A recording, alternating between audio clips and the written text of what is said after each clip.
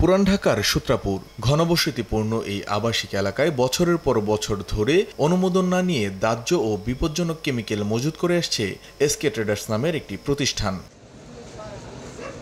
Fire service থেকে একাধিকবার godown সরিয়ে নেওয়ার নোটিশ দিলেও তারা আমলে নেয়নি, উল্টো চলছে কেমিক্যাল মজুত। আসছি আমরা 15 বছর হয়েছে এই মাল ধরে আমরা এই কাজ করতেছি।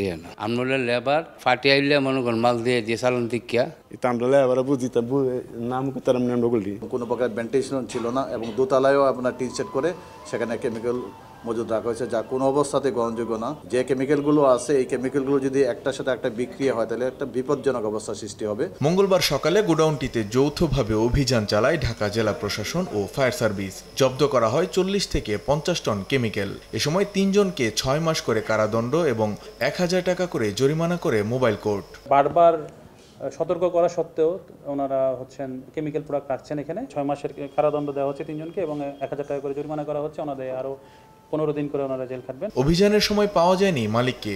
দ্রুত গোডাউন অন্যত্র সরিয়ে নেওয়ার নির্দেশনা দেওয়া হয়। মানিক মোহাম্মদ ওমর, সময় সংবাদ, ঢাকা।